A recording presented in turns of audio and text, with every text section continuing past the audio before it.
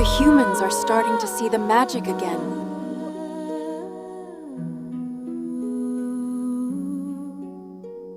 A butterfly landed on a fairy's shoulder and whispered something that changed everything. The fairy froze, her wings flickering like candlelight. Butterflies never speak, not out loud, not in whispers, not in any language fairies understand. But this one did. The humans are starting to see the magic again, it said, its tiny voice soft as wind through petals. Someone opened a door. They weren't supposed to. The fairy's eyes widened. A door between worlds only opens once every 1,000 years. And only when someone with a brave heart and a curious mind stumbles into the right moment. Who opened it?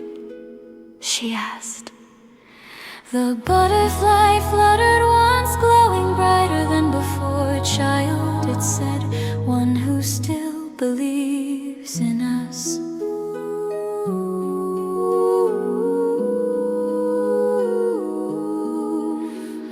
The fairy's heart raced. Human belief was rare, but childlike belief was powerful. She looked toward the distant hills where the veil between worlds had thinned, glowing faintly like a crack in the night. Then we'd better find this child, she said, lifting off the ground.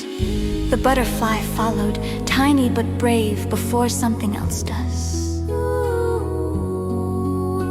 The forest stirred as they flew, branches bent toward their path, moss hummed beneath their feet, and the stars themselves seemed to rearrange into patterns, guiding them onward. The air shimmered with possibility, every breath tasting of forgotten dreams.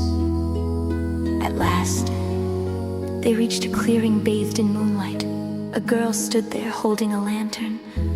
Its flame was small but steady, pulsing with a rhythm that matched the fairy's own heartbeat. Her eyes widened as she saw them descend, not with fear, but with recognition. I knew you were real, she whispered. The butterfly alighted on her hand, wings glowing like stained glass. You opened the door, it said. The girl nodded. I touched the old oak, the one with carvings my grandmother told me about. The door appeared. I didn't mean to, but I believed. The fairy's wings trembled. Belief is the key, but belief also invites everything through. From the crack in the night, shapes began to stir.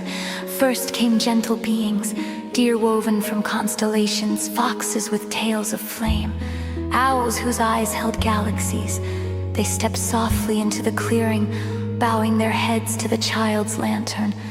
But behind them, darker forms slithered, shadows with teeth, whispers with claws, creatures that had slept for centuries in the folds of forgotten nightmares. The fairy's wings flared, ready to shield the girl, yet the child lifted her lantern higher. Its flame grew, fed not by oil or wick, but by her belief. The light surged outward, pushing back the shadows. The dark creatures hissed, recoiling, unable to cross. The fairy gasped. This was no ordinary child. She was chosen. The butterfly whispered, so long as she believes, the light will hold. The girl looked at the fairy, her voice steady. Then I'll believe forever. The forest shivered with joy, flowers tilted toward her, rivers sang, and the stars above burned brighter. The door pulsed alive, its archway shimmering with threads of possibility. The fairy realized the truth. The child was not just a believer. She was a guardian, and guardians were rare. The night deepened, and more beings gathered, some curious, some cautious, some ancient beyond words. The girl stood firm, her lantern blazing, her heart unshaken. The fairy bowed before her. You are the bridge between worlds. With you, magic may not only return, it may endure.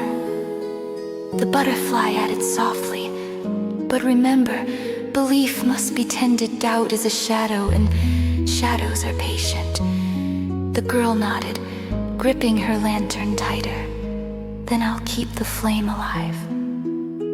And so beneath the moon and stars, the fairy, the butterfly, and the magical girl stood together at the threshold, protectors of both worlds.